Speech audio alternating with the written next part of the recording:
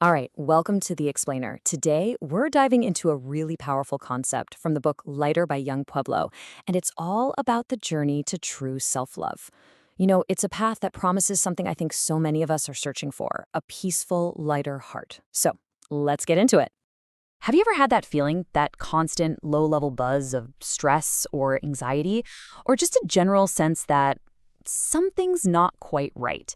So often we look outside of ourselves for the cause. But what if the real issue is much, much closer to home? What if it's a disconnection from ourselves? And look, if you feel this way, it's not some kind of personal failure.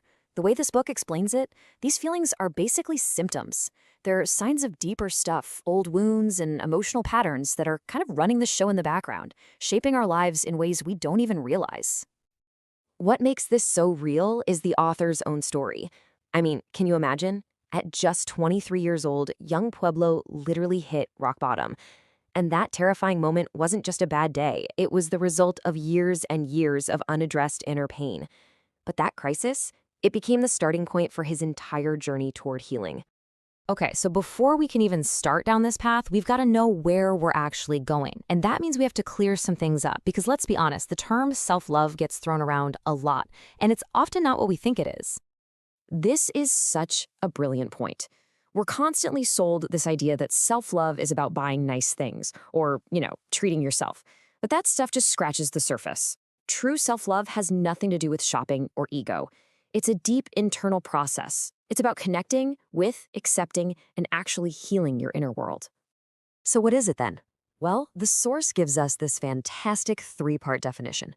First, it's about embracing everything about yourself. The good, the bad, all the messy parts. Second, it's about knowing you're a work in progress, and that's okay.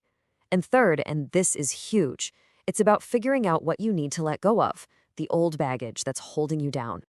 Okay, that all sounds great in theory, right? But how do you actually do it? This is where we get the practical roadmap. The book lays out this really clear framework that's built on three core pillars.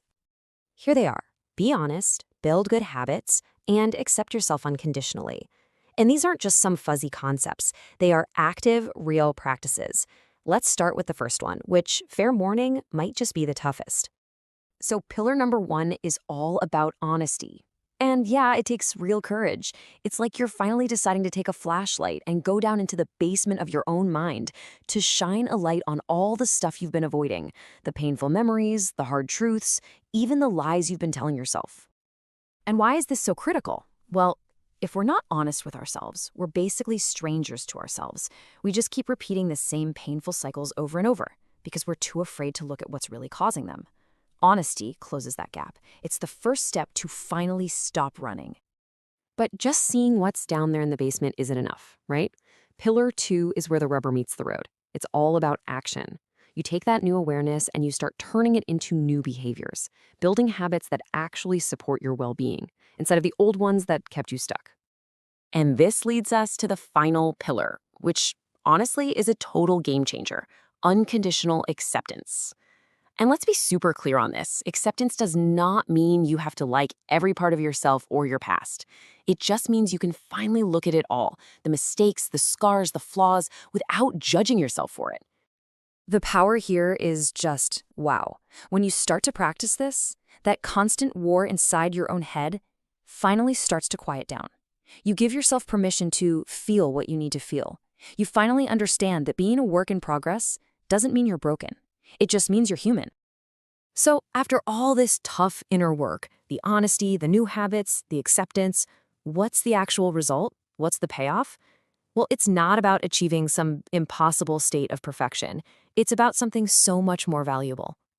This is the key takeaway. Life is always going to have its challenges. Pain is going to happen. The goal isn't to create a life where nothing ever goes wrong. The real goal is to heal your relationship with your pain so you can navigate those storms with strength and grace. So what is this ultimate destination? The book uses this beautiful Thai term, Suk Song Nob. It describes this profound state of inner peace and quiet calm. That's it. That's the lighter heart we've been talking about, that feeling of finally being at home in your own skin. And what's so amazing is that this inner work doesn't just stay with you. It creates this powerful ripple effect. When you understand your own humanity, you suddenly see others with so much more empathy. You stop just reacting to life and start responding thoughtfully. Your inner peace literally makes the world around you a little more peaceful too. Ultimately, this whole journey teaches you a new skill, almost like a superpower. It's the ability to feel an emotion without being completely consumed by it. You can notice the anger, the sadness, the anxiety. You can feel the storm passing through you without having to become the storm. So yeah, this journey inward, it's a long-term project. It is absolutely not a quick fix. But as this book makes so clear, it is the most vital, most rewarding journey any of us can ever take. One that leads not just to more happiness, but to a life that feels fundamentally and beautifully lighter.